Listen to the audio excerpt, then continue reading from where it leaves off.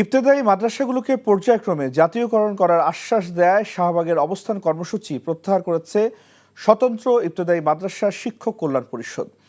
দুপুরে সচিবালয়ে শিক্ষা মন্ত্রণালয়ের কর্মকর্তাদের সঙ্গে বৈঠক শেষে বিকেলে শাহবাগে এসে কর্মসূচি প্রত্যাহারের ঘোষণা দেন শিক্ষক নেতারা। নূর হোসেনের রিপোর্ট। 250-টিরও বেশি ডিজাইন অপশন নিয়ে ওয়ালটন স্মার্ট ফ্রিজ, বোঝে আপনার প্রয়োজন। টানা 3 দিন ধরে জাতীয়করণের দাবিতে শাহবাগের জাতীয় জাদুঘরের সামনে অবস্থান কর্মসূচি পালন করছে দেশের বিভিন্ন জেলা থেকে আসা ইবতেদায়ী মাদ্রাসার কয়েকশো শিক্ষক।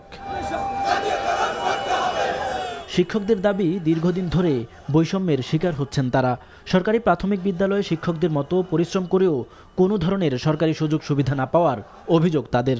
আমরা বিগত দিনেও আমরা বারবার আন্দোলন করেছি, আমাদেরকে আশ্বস্ত করা হয়েছে, কিন্তু এখন পর্যন্ত কোনো কিছু আমরা পাইনি। 40টা বছর যাবত শিক্ষকরা অক্লান্ত পরিশ্রম করে তারা শিক্ষাদান কার্যক্রম দিয়ে যাচ্ছে, বাট তাদের কোনো বেতন নাই। তারা চরমভাবে ব্যথিত হয়েছে এবং মূল্যহীন অবস্থায় এই বাংলাদেশে আমরা বসবাস করছি। প্রাইমারি স্কুল তারা এখন হাজার হাজার টাকা পায়, তারা সুখের স্বাচ্ছন্দ্য জীবনযাপন করছে। আর সেই ক্ষেত্রে ইবতেদায়ী মাদ্রাসা, সেখানে জেনারেল পাঠ্যপুস্তকের পাশাপাশি ইসলামী শিক্ষাও দিয়ে যাচ্ছে, আর আমরা সেখানে কোনো টাকাই পাই না। পরে সচিবালয়ে শিক্ষা মন্ত্রণালয়ের কর্মকর্তাদের সঙ্গে আলোচনায় যান শিক্ষকদের 15 সদস্যের প্রতিনিধি দল।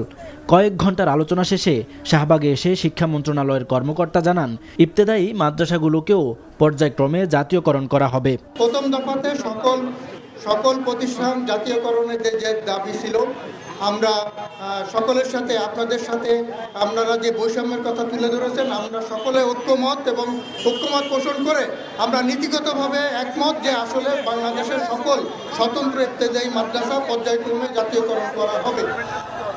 শিক্ষা মন্ত্রণালয়ের আশ্বাসে সন্তোষ প্রকাশ করে অবস্থান কর্মসূচি প্রত্যাহার করেন শিক্ষক নেতারা। নূর হোসেন, এনটিভি নিউজ, ঢাকা। 250-টিরও বেশি ডিজাইন অপশন নিয়ে ওয়ালটন স্মার্ট ফ্রিজ, বোঝে আপনার প্রয়োজন।